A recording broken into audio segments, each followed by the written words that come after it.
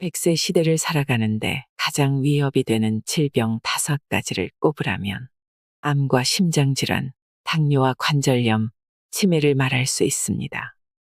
이들 질병에는 한 가지 공통점이 있습니다. 모두 만성염증과 관련이 있다는 것이지요. 모든 질병의 시작은 염증입니다. 그 중에서도 우리를 오래 괴롭히고 못살게 구는 건 만성염증입니다. 최근에는 검색만 하면 수만 가지의 염증 자가치료 방법들이 쏟아집니다. 그러다 보니 잘못된 정보들이 어느새 진짜가 되어 아픈 사람들을 유혹하고 지갑을 열게 하는 경우를 많이 봤습니다. 정보의 홍수 속에서 내게 맞는 정보를 가려내지 못하면 문제는 실타래처럼 점점 더 복잡해질 수밖에 없습니다. 만성염증은 또 다른 만성염증을 낳습니다. 평소 불필요한 염증이 생기지 않게 좋은 습관을 들이거나 발생한 염증이 오래가지 않도록 관리만 잘해도 여러 질환을 두루두루 예방할 수 있습니다. 염증은 원래 우리 몸이 상처를 치유하기 위한 복구 과정입니다.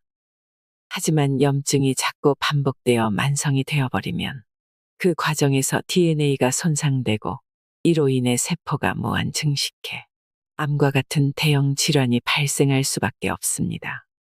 지금도 우리 몸속에서는 각종 독소, 스트레스, 잘못된 식습관 등으로 생긴 크고 작은 염증 반응들이 계속되고 있습니다. 만성염증을 얕잡아 보지 마세요. 만성염증은 모든 질환의 씨앗이 되기 때문입니다. 오늘 소개해드릴 책은 병 없이 오래 사는 사람들의 비밀 염증 해방입니다. 염증의 비밀. 염증이 조금 있네요. 염증 때문에 그렇습니다. 여러분이 병원에 갔을 때 가장 자주 듣는 말 아닌가요? 바꿔 말하면 수많은 현대인이 겪고 있는 건강 문제의 핵심이 곧 염증이라는 것입니다. 염증은 비염부터 식도염, 위염, 피부염, 관절염, 자가면역 질환, 암 등 정말 다양한 모습으로 우리 몸에 나타나고 있기 때문에 염증으로부터 자유로운 사람은 거의 없다고 여겨질 정도입니다. 그렇다면 염증이 무엇인지 알고 이에 어떻게 대처해야 할지, 해결 방법은 있는지 한 번쯤 고민해 봐야 하지 않을까요? 염증 때문에 그렇습니다를 바꿔 말하면 당신의 몸속 어딘가에 불이 나서 아픈 겁니다라는 뜻이 됩니다. 증상을 살펴보면 실제로도 그렇습니다. 염증이 생긴 부위는 불이 난 것처럼 빨갛게 충혈되며 붓고 아프고 뜨겁게 달아오르기까지 합니다. 피부염, 결막염, 식도염 등으로 불리는 이름은 다 다르지만 이들은 모두 염증입니다. 몸속에 염증이라는 불이 나는 것은 전쟁이 일어났기 때문입니다. 우리 몸은 세균, 바이러스, 이물질 등 몸에 해로운 것으로부터 스스로를 지키기 위해 매일 크고 작은 전쟁을 치릅니다. 염증과 장 건강. 면역을 조절하기 위해 개발된 약이나 영양제는 아직 없습니다. 대신 다른 방법이 있지요. 몸속 미생물을 관리하는 것입니다. 인체에 서식하는 모든 미생물의 유전체를 총칭해 마이크로바이옴이라고 합니다. 사람의 세포수를 30조 개라 추정했을 때 미생물의 수는 그보다 더 많은 38조 개, 장내 미생물의 총무게는 약 200g이라고 합니다. 지난 10여 년간 6만 건이 넘는 논문을 통해 인간의 다양한 질병이 마이크로바이옴과 관련되어 있다는 사실이 밝혀진 바 있습니다. 그리고 또 한 가지 놀라운 사실이 있습니다. 바로 이들이 면역 조절자의 역할을 한다는 것입니다. 면역을 강화하거나 약화하기도 하고 염증 반응을 조절하고 심지어 뇌가 기능하는 방식까지도 통제하는 등 다양한 방식으로 우리 몸의 면역과 상호작용을 한다는 것이지요.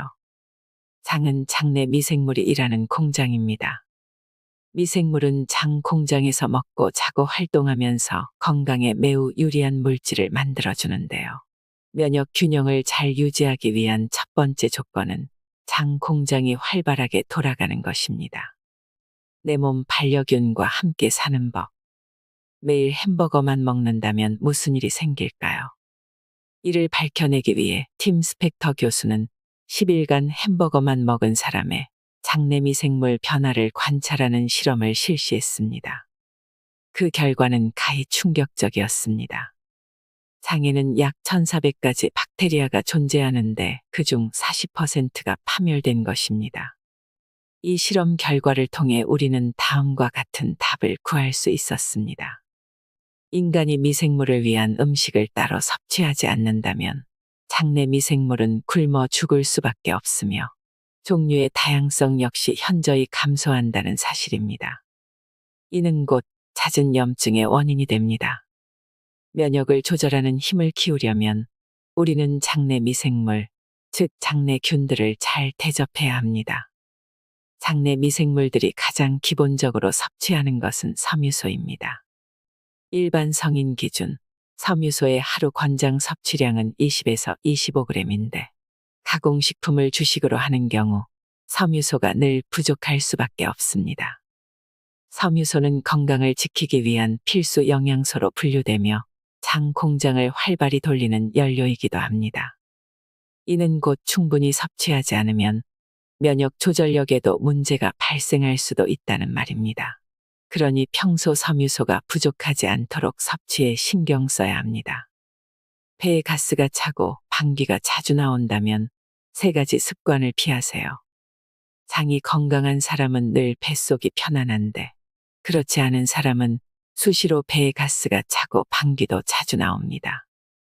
사실 방귀는 장에 쌓이는 가스를 배출하기 위한 생리 현상이기에 하루에 10에서 20회 정도 나오는 것은 문제가 되지 않습니다.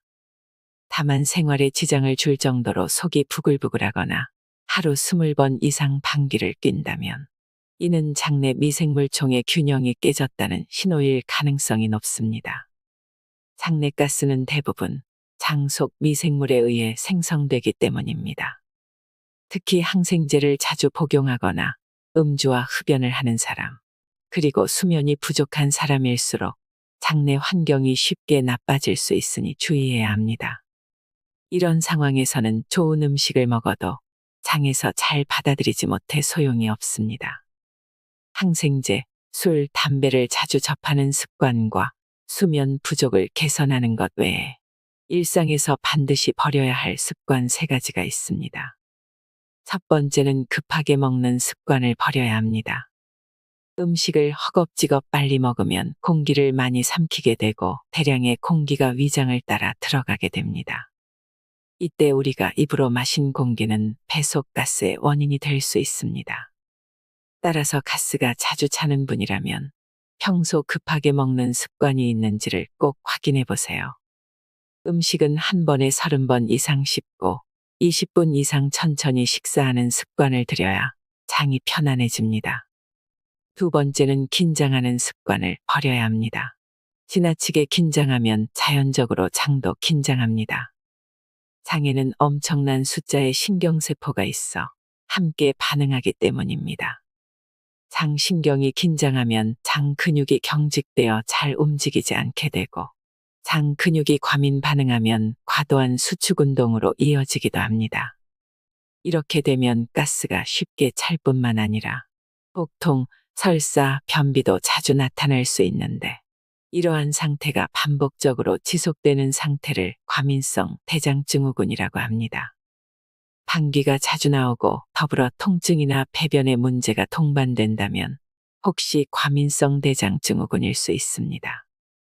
과민성 대장증후군은 정신적인 긴장과 스트레스로 촉발되는 경우가 많기 때문에 마음가짐을 편안하게 하는 것이 중요합니다. 장 건강을 위해 버려야 할 마지막 습관은 찬물을 마시는 습관입니다.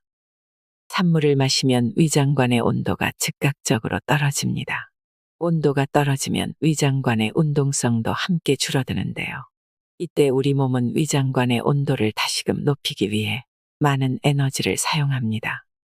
얼마 정도의 시간이 지나면 장의 움직임은 회복되는데 여기에 또 찬물을 끼얹게 되면 운동성은 다시 뚝 떨어집니다. 이러한 일이 반복되면 위장관 전체의 연동 운동도 점점 무력해집니다. 즉, 잘 안 움직이게 되죠. 이 경우 음식물이 장에 머무르는 시간은 길어질 수밖에 없습니다. 결과적으로 음식물이 장내 미생물에 의해 오랜 시간 발효되면서 가스가 차고 수분을 빼앗긴 대변으로 인해 변비가 생기게 되는 것입니다. 특히 변비가 있는 사람이라면 찬물, 찬 음료를 멀리하는 습관에 익숙해져야 합니다. 혹시나도 자율신경 실조증이 아닐까? 자율신경 실조증이 의심된다면 집에서 먼저 테스트해 볼 수 있습니다. 앞서 여러 장기 중에서 교감신경과 부교감신경의 세력 균형이 즉각적으로 민감하게 드러나는 곳이 심장이라고 했습니다. 따라서 가장 간단한 방법은 자신의 맥박수를 재는 것입니다. 맥은 너무 빠르게 뛰어도 너무 느리게 뛰어도 문제가 됩니다. 심장 상태를 반영하는 곳이 곧 맥이니까요. 평소 자신의 맥박수를 체크해 둔다면 자율신경 상태를 가늠해 볼 수 있는 지표로 삼을 수 있습니다. 안정시 측정값을 기준으로 성인의 맥박수는 분당 60에서 80회 정도 뛰는 것을 가장 건강한 상태로 봅니다. 맥이 너무 빠르거나 느리다면, 그리고 자각 증상들이 동반된다면 자율신경의 불균형이 시작되었음을 의미합니다. 실제로 연구 결과들을 살펴보면 안정시 맥박을 분당 60에서 89회로 유지하는 그룹보다 90회 이상 뛰는 그룹의 심혈관 질환 발생률과 심근경색으로 인한 사망률이 2.7배나 높은 것으로 나타났습니다. 당뇨 위험도 3배 이상 높아지고요. 유방암 환자를 추적 관찰한 연구에서도 1분 맥박수가 85회 이상이면 65회 이하인 사람보다 재발률이 높고 생존율은 낮은 것으로 밝혀졌습니다. 그러니까 심장이 계속 불필요하게 빨리 뛴다면 이는 수명을 단축하는 일이 됩니다. 사실 자율신경 실조증은 당사자는 불편한 증상들을 느끼더라도 혈액검사나 엑스레이, 위내시경, 심장검사 등의 결과에서는 별다른 이상이 없다고 나오는 경우가 많습니다. 한의학에서는 이러한 상태를 미병이라고 봅니다. 아직 질병은 아니지만 그렇다고 건강하지도 않은 상태를 말합니다. 미병은 질병과 건강 사이에 위치합니다. 내가 어떻게 하느냐에 따라 건강 쪽으로 나아갈 수도 있고 심각한 질병으로 진행될 수도 있는 상태라는 뜻입니다. 그렇기 때문에 자율신경의 이상 징후가 나타난다면 결코 방치해서는 안 됩니다. 적극적으로 관리해서 다시 좋은 상태로 회복하는 것이 중요합니다. 그래야만 만성염증에서도 멀어질 수 있습니다. 하루 1분 꿀버로흡의 기적. 시시각각 발생하는 자율신경의 불협화음을 튜닝해서 만성염증을 다스리는 데 도움이 되는 가장 쉽고 강력한 도구는 바로 호흡입니다. 혈압이나 맥박, 체온, 장운동은 내가 제어할 방법이 없지만 호흡만은 조절이 가능합니다. 호흡하기는 어렵고 특별한 것이 아니라 내가 숨을 쉬고 있다는 것을 알아차리는 것에서부터 시작합니다. 밖에서 일어나는 여러 일들이나 스트레스, 걱정, 불안 속에서 떠돌고 있던 내 의식을 꺼내 호흡에 두면 들숨, 날숨의 감각을 느낄 수 있습니다. 이것이 호흡하기의 시작입니다. 호흡만 제대로 해도 무너진 자율신경을 단 1분 만에 회복할 수 있습니다. 호흡법은 매우 다양한데 그 중에서도 스트레스로 폭주할 때 활용하기 좋은 꿀벌 호흡법을 소개합니다. 꿀벌 호흡법 따라하기. 앉거나 누운 상태에서 편안한 자세를 취한다. 평소대로 자연 호흡을 몇 번 들이쉬고 내뱉는다. 입을 다문 상태에서 코로 숨을 마신다. 붐이라는 소리를 내면서 숨을 천천히 내쉰다. 소리가 사그라들 때까지 진행한다. 5회 반복한 뒤 평소의 자연 호흡으로 돌아와 들숨과 날숨을 편안하게 느껴본다. 초보자라면 처음에는 호흡을 느끼는 것조차 어렵게 느껴질 수 있습니다. 이럴 때 한 손은 가슴, 다른 한 손은 배에 얹고 들숨과 날숨을 천천히 느껴보길 바랍니다. 코로 숨을 마시면 배가 볼록해지고 흠 소리와 함께 숨을 뱉으면 배가 홀쭉해지는 걸 느낄 수 있습니다. 들이마시는 숨보다 내쉬는 숨을 더 오래 유지하면 이완작용이 증가되어 효과가 더 좋습니다. 꿀벌 호흡은 소리를 내면서 숨을 뱉으면 애쓰지 않아도 자연스럽게 숨이 길어지고 스트레스나 어지러운 마음을 진정시키는 데 효과가 있습니다. 뱃살은 만성염증 그 자체. 뱃살은 질병의 상징입니다. 전체적으로 살이 찌면서 배가 나오는 사람도 있지만 팔다리는 가는데 유독 배만 볼록 나와서 고민인 사람도 많습니다. 뱃살은 왜 찌는 것이고 왜 나쁘다는 걸까요? 뱃살, 즉 복부 비만은 복부 안쪽 내장기관 주변에 내장지방이 쌓이는 것인데 이 내장지방이 범인입니다. 내장지방은 고지혈증을 유발하고 나쁜 콜레스테롤 수치를 증가시킵니다. 또한 췌장에서 분비한 인슐린 호르몬을 조직세포에서 밀어내기도 합니다. 이 때문에 인슐린은 있는데 작동하지 못하는 인슐린 저항성을 생기게 해 당뇨를 발생시키는데 큰 몫을 합니다. 여기까지만 해도 큰일인데 이보다 더 충격적인 사실이 하나 더 있습니다. 내장지방의 세포에서 아디포카인이라는 염증 물질을 분비한다는 것입니다. 그래서 뱃살을 계속 달고 있으면 만성염증 상태에 빠지게 됩니다. 다시 말해 뱃살은 만성염증 그 자체입니다. 만성염증은 혈관을 공격하는 성질이 있어서 혈관벽에 상처를 내고 혈액을 탁하게 해서 소위 피떡이라고 말하는 혈전을 생기게 합니다. 면역계를 교란시키고 암 발병률을 높입니다. 또 유사 호르몬처럼 작용하는 각종 환경 독소는 지방에 친화적이기 때문에 몸 안에 들어오면 바로 이 내장지방에 차곡차곡 쌓입니다. 결국 뱃살은 호르몬 교란을 초래하여 생식 기능을 떨어뜨리고 자궁에 혹이 생기게 하여 자궁근종 같은 질환의 원인이 되기도 합니다. 지금 당장 배를 꼬집어 보세요. 복부에는 두 개의 서로 다른 지방이 쌓여 있는데요. 피부 껍질 바로 밑에 피하지방, 그 밑에 근육층을 지나 복강 내로 들어가면 내장 사이사이에 내장지방이 자리 잡고 있습니다. 피하지방과 내장지방 중에서 만성염증의 주범이 되는 것은 내장지방입니다. 그렇기 때문에 내 뱃살에 어느 지방이 더 많이 쌓여 있는지를 확인해 보는 것이 좋습니다. 지금 뱃살을 한번 꼬집어 보세요. 뱃살의 두께가 약 2cm 이상이면 피하지방 위주로 뱃살이 구성되었다고 보면 됩니다. 내장지방은 근육 밑에 있어 손가락으로는 잘 잡히지 않거든요. 허리둘레를 쟀을 때 남성은 90cm 이상, 여성은 85cm 이상이면 복부 비만으로 진단하는데요. 핀치 테스트를 했을 때 허리둘레는 기준치 이상인데 뱃살이 딱딱해 잘 잡히지 않으면 내장지방일 가능성이 높습니다. 내장지방 다이어트 10계명. 복부 비만인 사람이 만성염증에서 벗어나려면 먼저 뱃살부터 빼셔야 합니다. 그렇다고 해서 유행하는 각종 다이어트 방법이나 보조제에 제발 현혹되지 마세요. 몸에 가장 자연스럽고 지속할 수 있는 방법이어야 합니다. 첫 번째, 식사는 길게 하기. 평소에 복부 비만이라는 것이 뭔지 모를 정도로 뱃살이 잘 찌지 않는 사람들에게는 한 가지 공통점이 있습니다.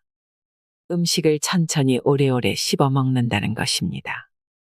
반대로 살이 쉽게 찌는 사람들은 식사할 때 허겁지겁 급하게 먹는다는 특징이 있습니다.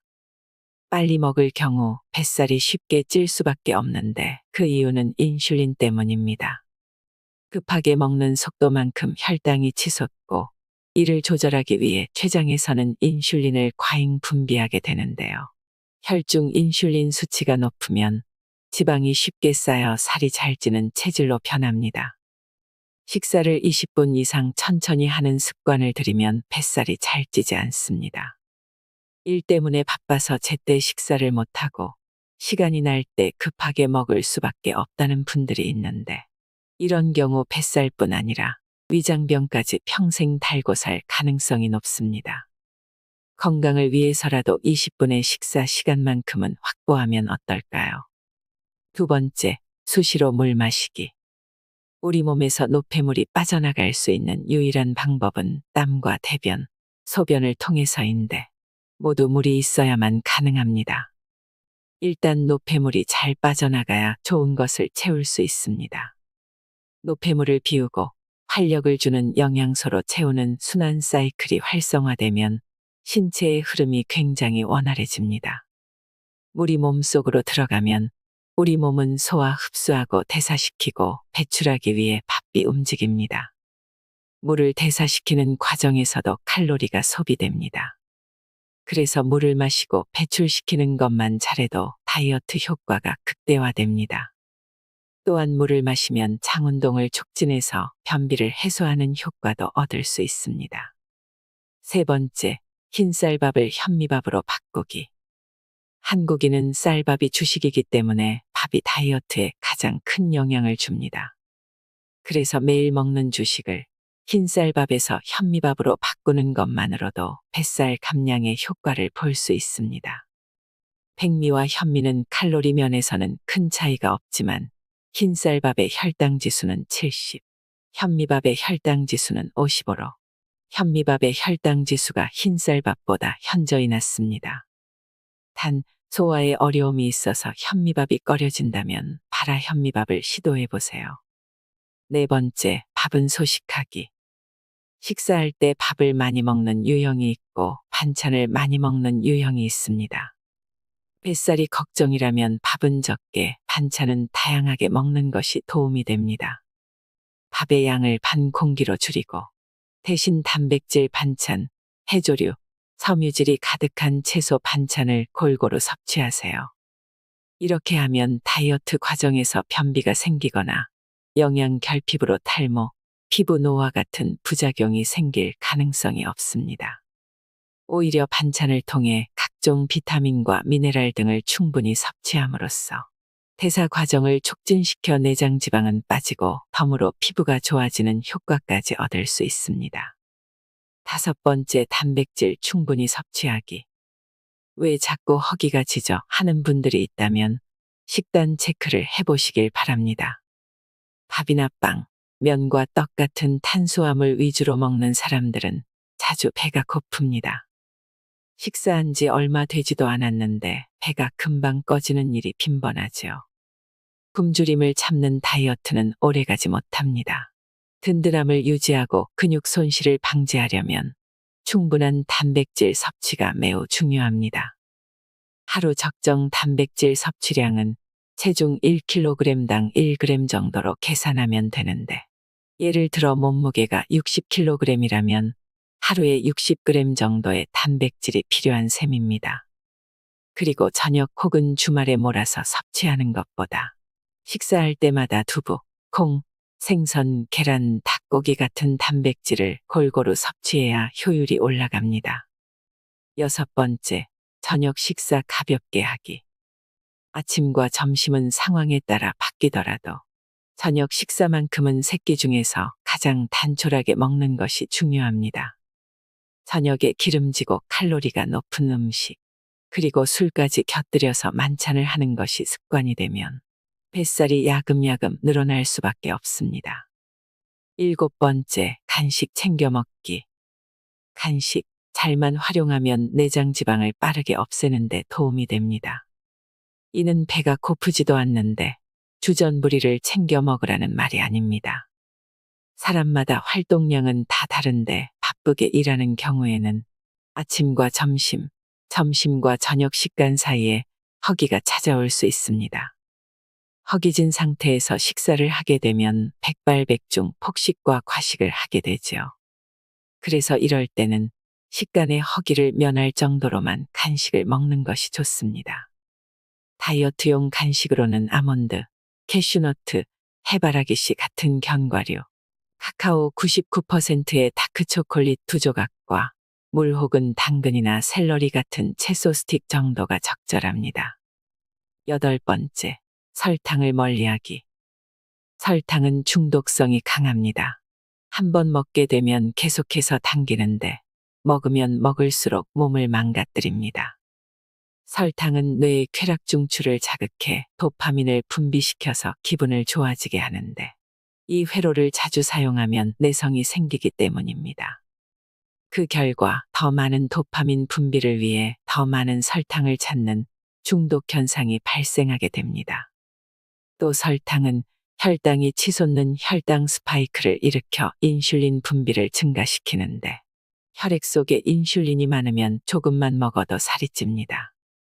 정제당, 액상과당, 옥수수 시럽 같은 첨가당은 내장 지방을 쌓이게 하고 염증을 일으키는 주원인이 됩니다. 집에서 요리할 때만이라도 설탕 사용을 최소화하고 평소에도 설탕이 들어간 가공식품은 멀리하면서 건강을 적극적으로 챙기시길 바랍니다. 9번째, 걷기 운동하기. 내장 지방을 태우려면 대사 과정에서 산소가 필요합니다. 그래서 산소를 쓰는 유산소 운동을 반드시 하셔야 합니다. 유산소 운동 중에서는 오래 하더라도 지치지 않는 운동이 효과적인데 그 이유는 지방을 분해하고 녹이려면 시간이 오래 걸리기 때문입니다. 그래서 내장 지방 다이어트 시 가장 추천하는 운동 중 하나가 걷기 운동입니다. 제대로만 걸으면 달릴 때보다 더 빠르게 지방을 연소시킬 수 있습니다. 특히 아침 공복의 걷기 운동은 뱃살을 빼는데 가장 효과적이고요. 그런데 주의할 점이 있습니다. 아침 공복에 하는 걷기 운동은 자칫 근육 손실도 불러올 수 있습니다. 이 때문에 팔다리가 가늘고 근육량이 적은 사람은 주의가 필요합니다. 반면에 전체적으로 비만이면서 근육량과 체지방이 많은 분들이라면 매일 45분에서 1시간 정도는 꾸준히 걷기를 바랍니다. 10번째, 모든 것을 습관화하기. 내장지방 다이어트 10계명의 마지막은 지금까지 나열한 9가지를 습관화하는 것입니다. 한꺼번에 다 성공하려고 하면 부담스러운 숙제가 되니 가장 쉽게 해볼 수 있는 한 가지를 선택해서 시작해보세요.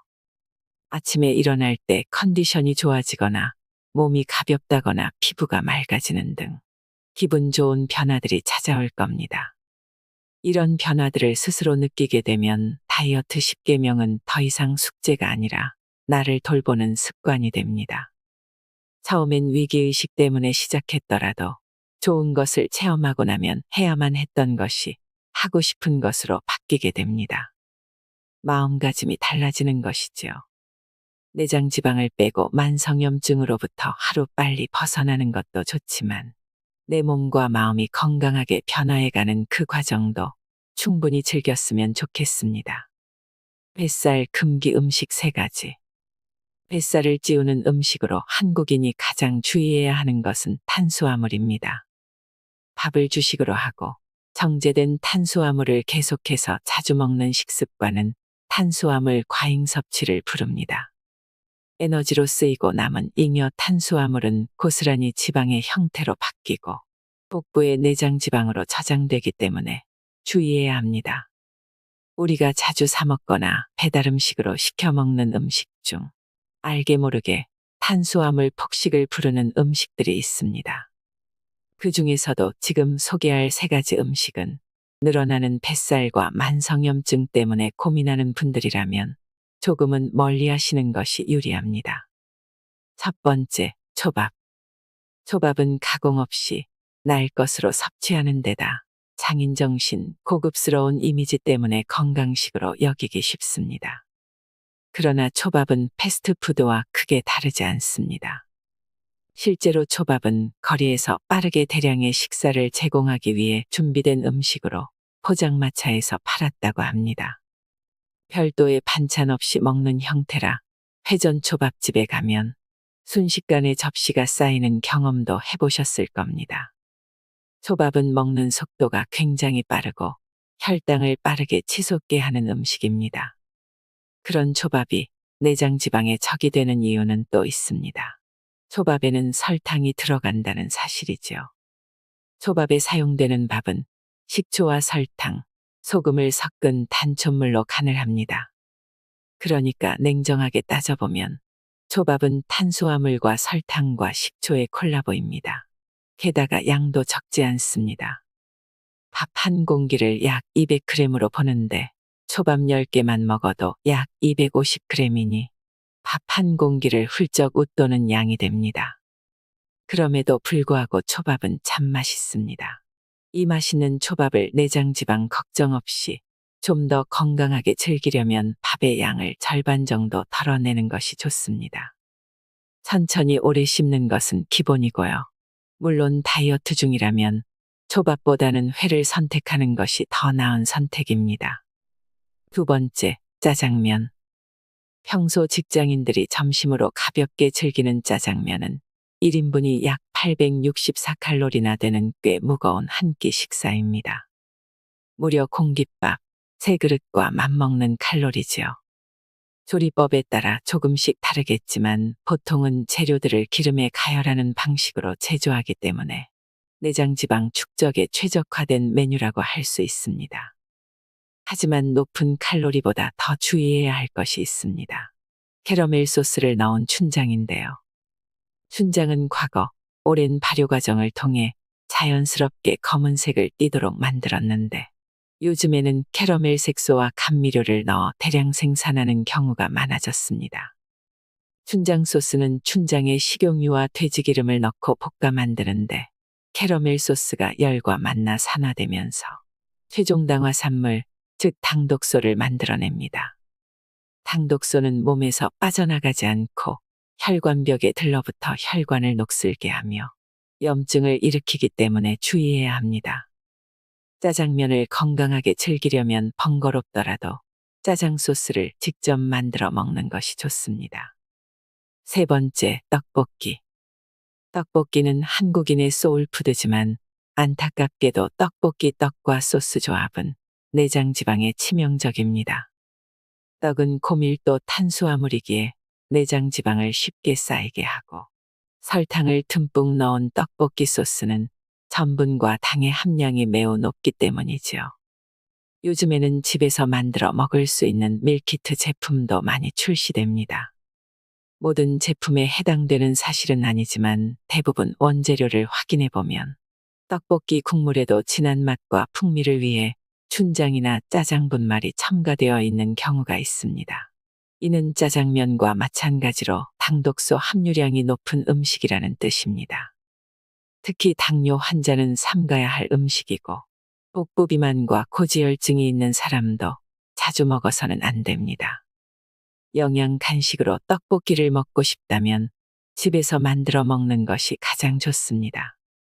적극적인 내장지방 다이어트 중이라면 곤약떡을 사용하면 살찔 걱정 없이 맛있게 떡볶이를 즐길 수 있습니다.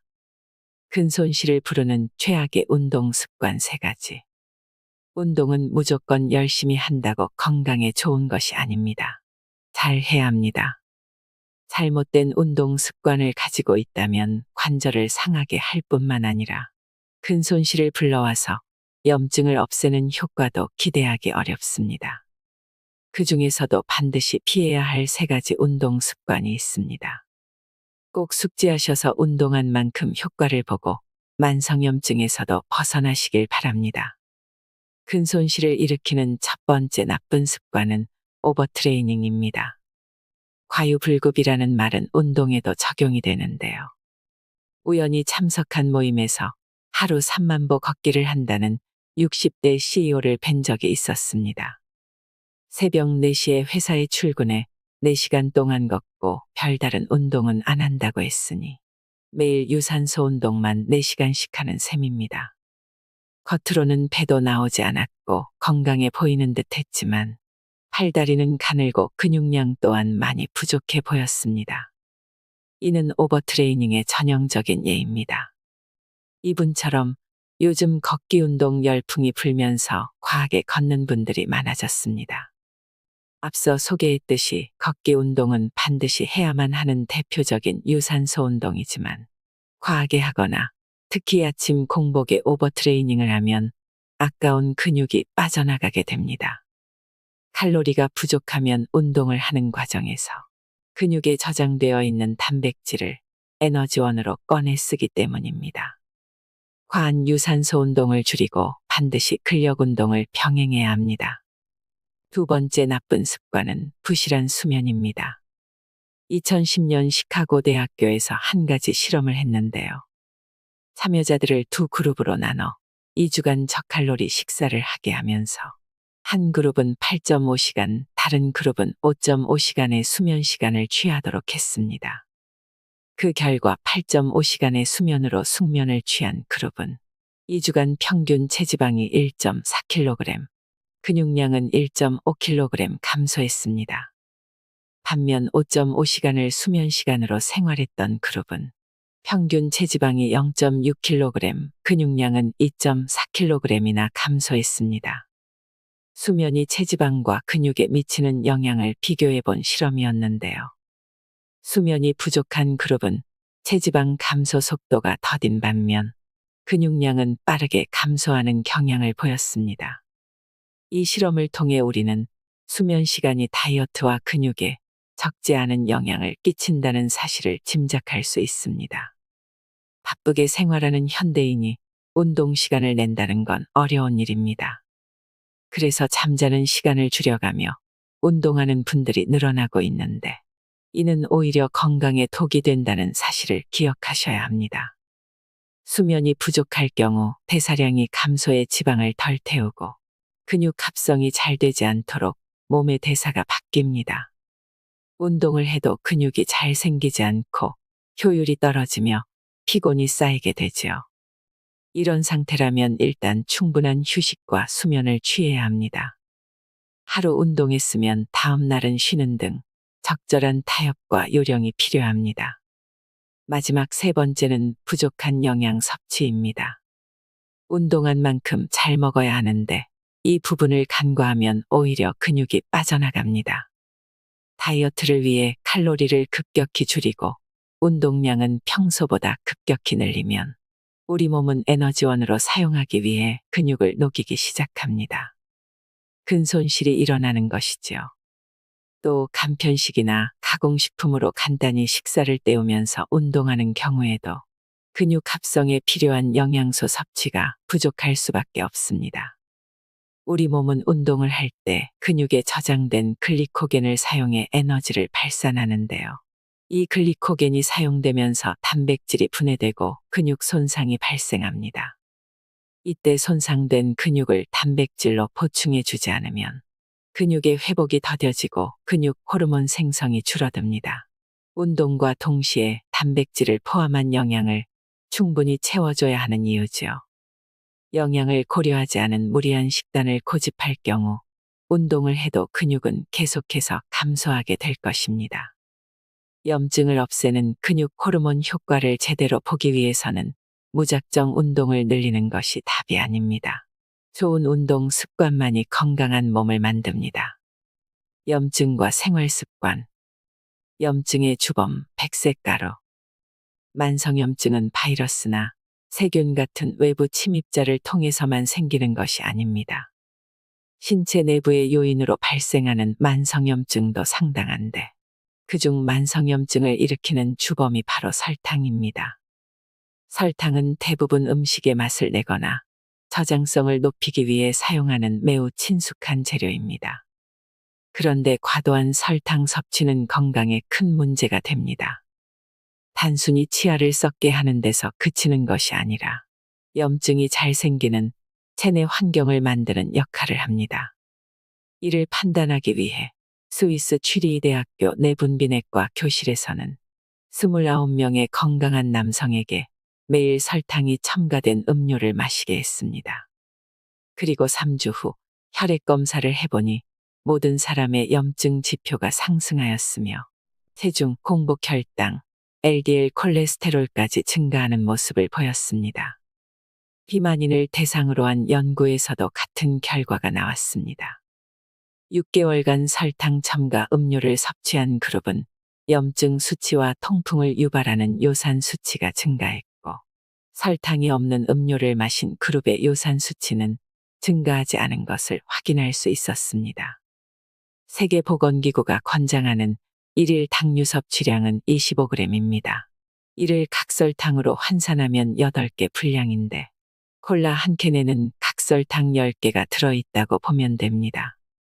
가공식품을 자주 먹는 사람이라면 매일 권장 섭취량을 훌쩍 넘기기 일쑤일 것입니다.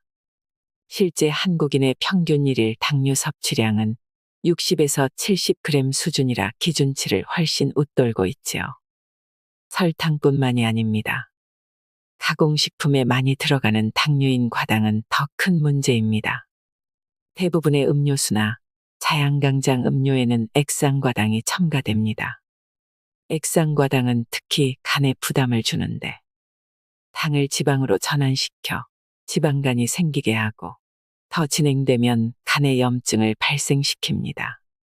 혈압과 혈당을 상승시키고 살이 쉽게 찌는 환경을 조성하며 전신 염증을 일으키는 첨가당이지요. 이런 첨가당의 가장 큰 문제는 먹을수록 의존성이 생긴다는 것입니다. 단맛을 먹으면 느껴지는 쾌감 때문에 뇌가 보상기전으로 더 찾게 됩니다. 그래서 최대한 섭취를 자제하거나 횟수를 줄이는 노력을 기울여야 합니다. 뇌신경을 갉아먹는 당독소. 최종당화 산물이라고 하는 당독소는 단백질이 설탕 같은 당류와 반응할 때 생성되는 변성단백질입니다. 몸 안에 떠돌아다니는 당분이 많을 때 단백질과 반응하여 자체 생산되기도 하고 당독소가 많은 음식을 통해 몸속으로 들어오기도 하지요.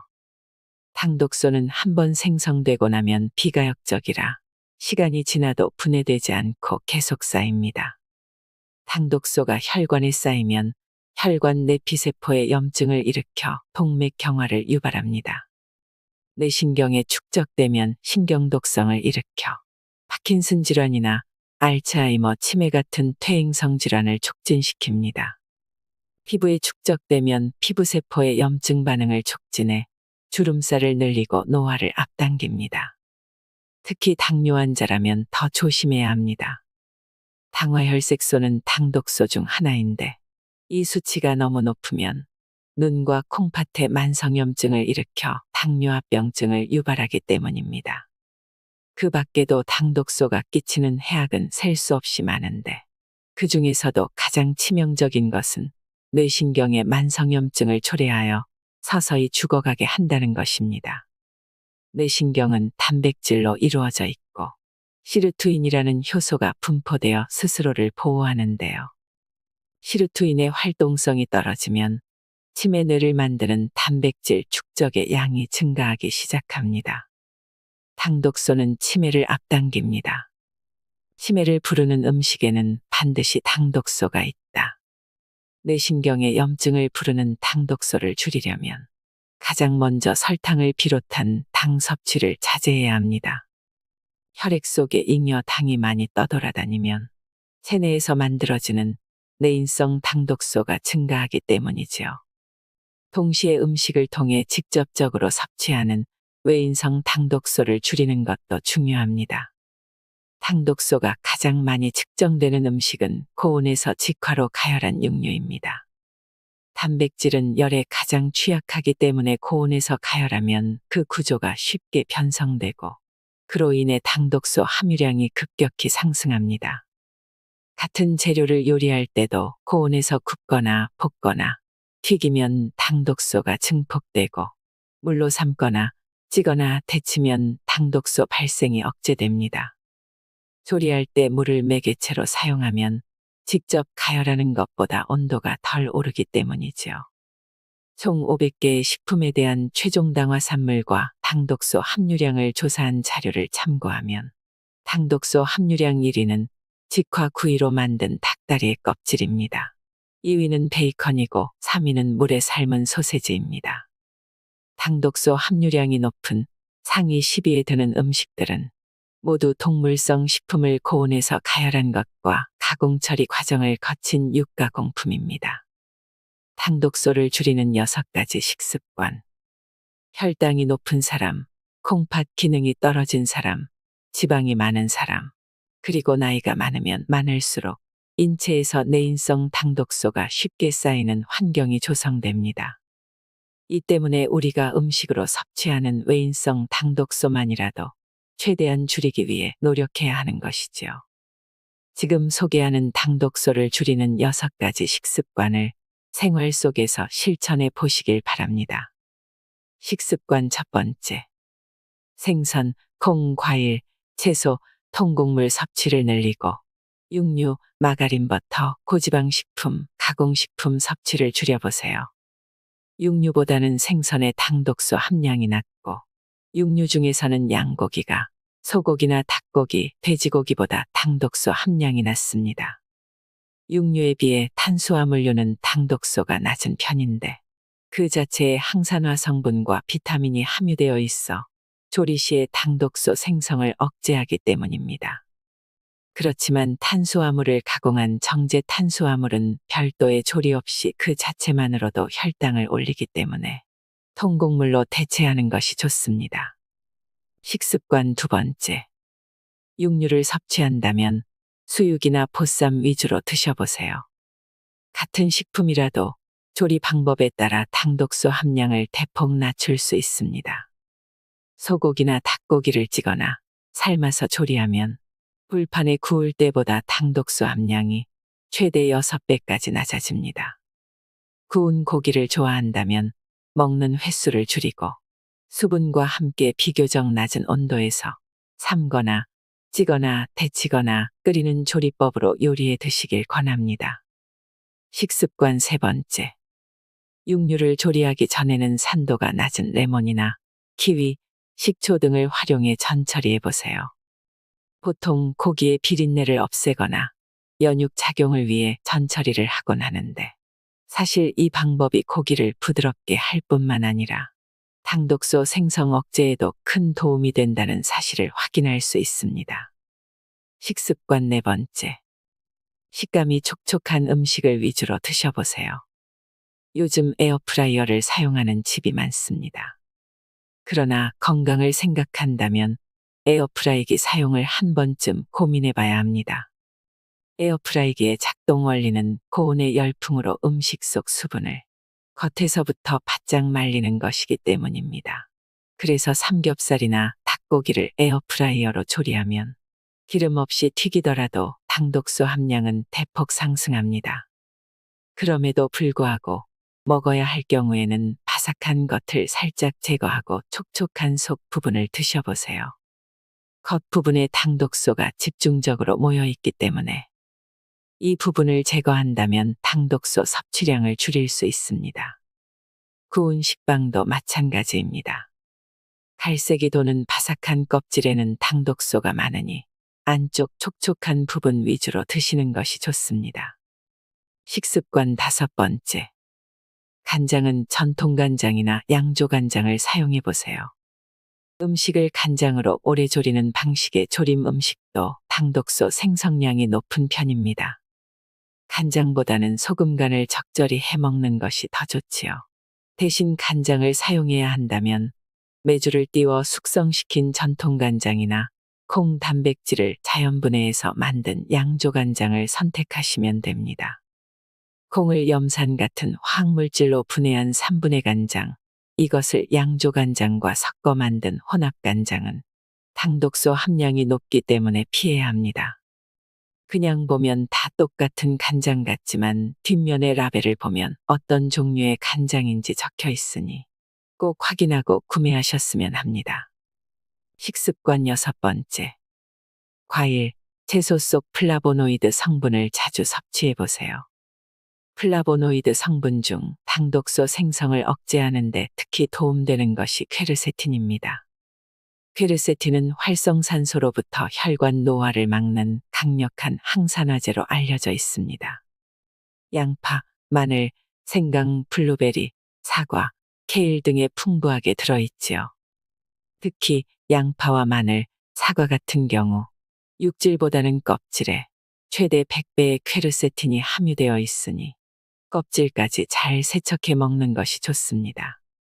양파 껍질 속 퀘르세틴을 섭취하는 가장 간단한 방법은 껍질차를 끓여 매일 한 잔씩 마시는 것인데요. 퀘르세틴은 열에 강해서 1시간 정도는 끓여야 잘 용출되므로 푹 끓여서 달임차로 마시거나 육수로 활용하는 것도 좋은 방법입니다. 염증을 줄이는 생활습관 4가지. 현대인의 병은 대부분 생활습관병입니다. 식습관을 비롯한 일상의 습관들이 병을 만들고 키우기 때문이지요. 만성염증도 예외는 아닙니다. 운동도 열심히 하고 염증에 안 좋은 음식도 가려 먹는데도 염증으로 고생하고 계신가요? 생활 속 어떤 습관들이 염증성 체질을 만드는지 지금부터 알려드리겠습니다. 염증을 줄이는 습관 첫 번째. 숙면을 취하세요. 만성염증과 가장 큰 연관성이 있는 습관 중 하나가 수면 습관입니다.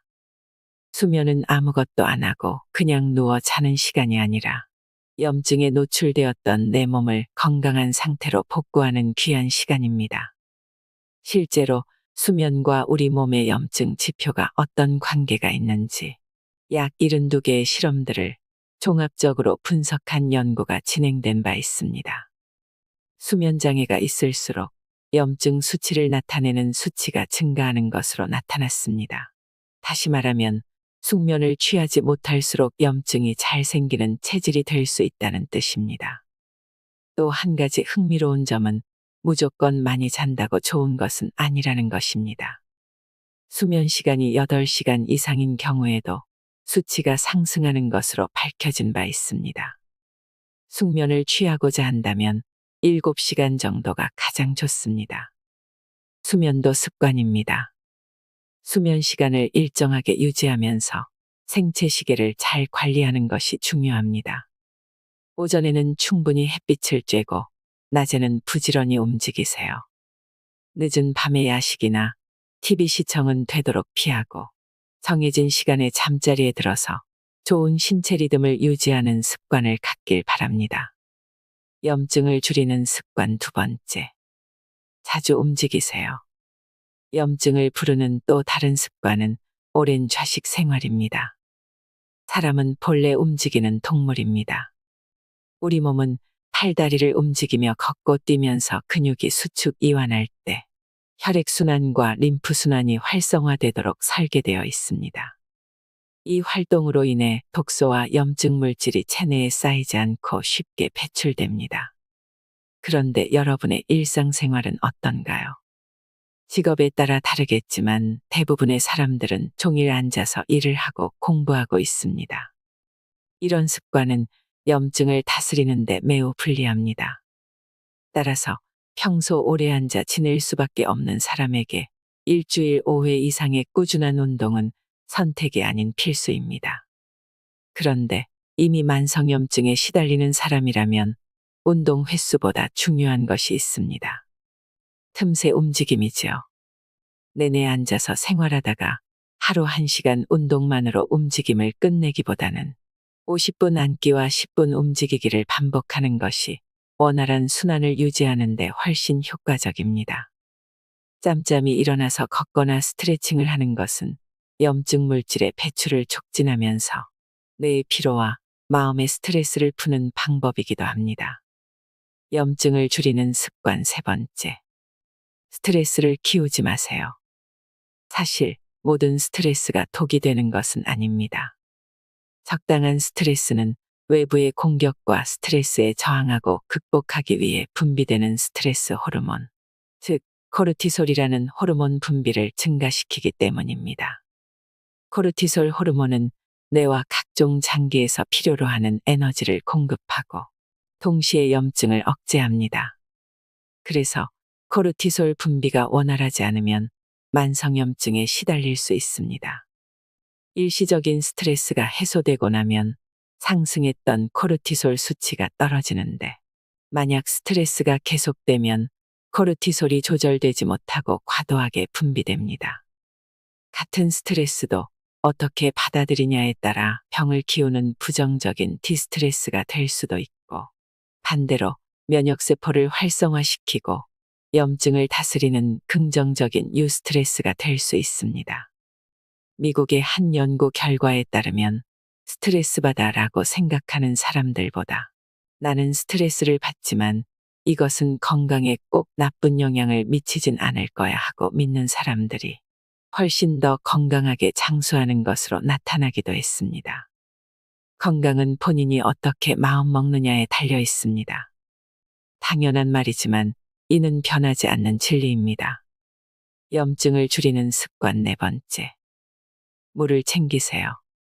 염증에 좋은 음식을 많이 섭취한다 하더라도 몸에 독소가 많이 쌓여 있으면 효과를 보기 어렵습니다. 식품 속 각종 첨가물부터 미세먼지, 샴푸나 화장품에 있는 화학성분뿐만 아니라 스트레스로 생긴 활성산소, 운동을 한 후 생긴 젖산까지 체내에 축적되면 될수록 통증과 염증, 알레르기 질환에 쉽게 노출될 수 있습니다. 이렇게 매일 쌓이는 독소를 우리 몸은 어떠한 방법으로 처리할까요? 대부분은 물을 통해서 씻어냅니다.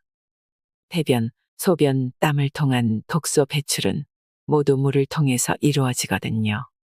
그래서 수분이 부족한 탈수 상태에 놓이면 염증이 잘 생길 수밖에 없습니다. 체내 수분량은 영유아 때는 80% 정도였다가 성인이 되면 70%, 노년기로 접어들면 60%까지도 감소합니다. 그만큼 염증 배출이 어려운 몸으로 바뀝니다. 탈수 상태에 놓이면 혈액의 점도가 올라가고 끈끈해져 혈액순환 장애가 발생합니다. 또 뇌를 순환하는 수분이 부족해지면 뇌조직에 노폐물 배출이 안 되어 신경조직에 염증이 잘 생깁니다. 그만큼 수분은 염증과 때려야 뗄 수 없는 관계에 놓여 있습니다. 효과가 입증된 4가지 항염증 음식. 100세 시대를 살아가는데 가장 위협이 되는 질병 5가지를 꼽으면 암과 심장질환, 당뇨, 관절염 그리고 치매가 있습니다. 100세 시대의 5대 질환이죠. 각기 다른 질환 같지만 공통점이 있는데 바로 만성염증과 관련이 있다는 것입니다. 누구도 원치 않는 위험질환이 생기는 원인에는 늘 염증이 깔려 있습니다. 한의학에서도 급성염증부터 만성염증까지 염증을 다스리는 천연약제의 종류가 매우 다양합니다. 염증을 치료하는 식품이나 영양소에 대한 연구 또한 양 한방에서 모두 활발하게 진행되고 있고요. 그 중에서도 염증을 없애는 데 효과가 있는 음식 4가지를 소개합니다. 염증을 없애는 첫 번째 음식은 꿀풀과 식물입니다. 꿀풀과 식물의 특징은 향긋한 향인데 우리에게는 허브라는 이름으로 많이 알려져 있습니다. 대표적으로 박하와 로즈마리, 바질과 라벤더 등 다양하며 깻잎 같은 한국 전통 꿀풀과 식물도 있습니다. 이들이 내뿜은 향은 원래 식물이 스스로를 보호하고 생존하기 위해 만들어낸 휘발성 성분인데요. 특히 꿀풀과에 속하는 허브를 섭취하면 강력한 항염 작용을 하는 것으로 학계에 보고되고 있습니다. 화한 맛과 향이 특징인 박하도 항염 효과가 매우 뛰어나 한의학에서 오랜 시간 천연소염제로 사용하고 있습니다. 특히 피부염이나 구내염, 식도염과 위염처럼 상피 조직의 염증을 다스리는 작용이 탁월하죠. 또한 대부분의 꿀풀과 식물은 위장운동을 촉진시키는 강력한 힘을 가지고 있습니다. 그래서 식사 후에 입가심으로 박하사탕을 먹는 습관도 소화에 도움이 되긴 합니다만 설탕 성분이 많아 그리 추천하지는 않습니다. 대신 소화불량증이나 만성위염으로 오래 고생했던 분들이라면 식후에 박하차를 마셔보세요. 큰 효과를 볼 수 있을 것입니다. 염증을 없애는 두 번째 음식은 보라색 컬러푸드입니다. 우리가 먹는 식물에는 향만 있는 것이 아니라 색깔도 있습니다. 식물이 만들어내는 각종 유기화합물이 독특한 색소 성분을 내는 것인데요.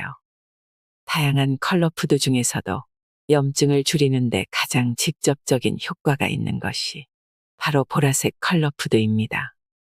보라색 색소 성분이 풍부한 음식으로는 입술이며 손가락까지 온통 시커멓게 물들게 하는 오디와 블루베리 같은 베리류, 포도, 가지, 비트 같은 채소, 흑미 같은 곡식이 있습니다. 보라색을 만드는 파이토케미컬 성분이 바로 안토시아닌인데 보라색에서부터 검정, 블루, 붉은색까지의 컬러 스펙트럼을 만들어냅니다. 안토시아닌은 비타민C에 비해 활성산소를 제거하는 능력이 2.5배 뛰어나며 염증과 노화로부터 세포 손상을 막는 방패 역할을 합니다. 주의할 점은 보라색 컬러 푸드 중에 성질이 냉한 것에 속하는 식품이 많이 있다는 사실입니다. 특히 체질이 냉하거나 위장이 냉한 사람이 냉한 식품을 과잉 섭취할 경우 기초 체온이 떨어지고 묽은 변이나 설사가 나올 수 있으므로 주의가 필요합니다. 염증을 없애는 세 번째 음식은 오메가3입니다. 염증을 없애는 효과가 입증된 성분 중 하나입니다.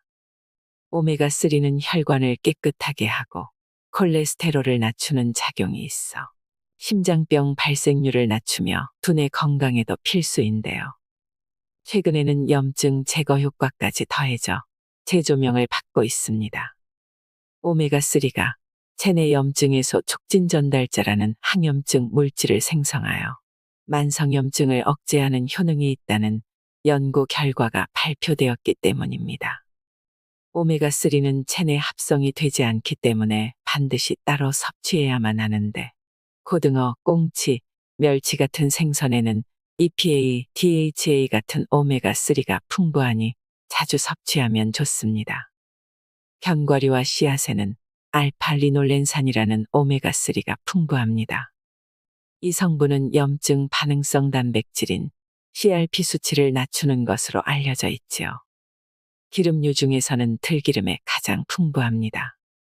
최근 오메가3의 여러 효능들이 알려지면서 보충제도 많이 판매되고 있는데 아무리 몸에 좋은 지방이라도 일일 총 열량의 10% 이상을 섭취하면 오히려 콜레스테롤 양이 증가할 수 있습니다. 또한 지나치게 많은 양을 섭취할 경우 출혈을 억제하지 못해 뇌출혈로 이어질 수 있기에 기저질환이 있는 사람이 오메가3를 영양제로 복용할 때는 꼭 주치의와 상의 후 복용 여부를 결정해야 합니다. 염증을 없애는 네 번째 음식은 황성분이 풍부한 음식입니다. 유기황 화합물이 풍부한 음식도 염증을 없애는 데 탁월한 효과를 보이고 있습니다. 황은 유황온천이나 암석에서 많이 발견되는 성분이자 인체를 이루는 주요 구성 성분이기도 합니다. 머리카락을 태우면 나는 불쾌한 냄새가 바로 황성분 때문이지요. 황은 체내에서 여러 역할을 하는데 특히 간 해독 기능을 활성화하기 때문에 만성염증을 다스리는 데 도움이 됩니다. 이 유기황 화합물이 풍부한 음식으로는 마늘과 부추, 파와 양파 같은 백합과 채소를 비롯해 배추와 무, 양배추 같은 십자화과 채소가 있습니다. 재미있는 것은 앞서 나열한 채소들이 함께 버무려진 것이 다름 아닌 김치라는 사실입니다. 너무 짜거나 매운 김치는 혈압을 높이고 콩팥에도 안 좋은 영향을 주지만 간을 적당하게 맞춰 적정량을 섭취하면 만성염증을 다스리는 데 도움이 되는 항염증 푸드가 됩니다. 이상으로 인생의 품격이었습니다. 하루하루 당신의 품격이 더 빛나길 바랍니다.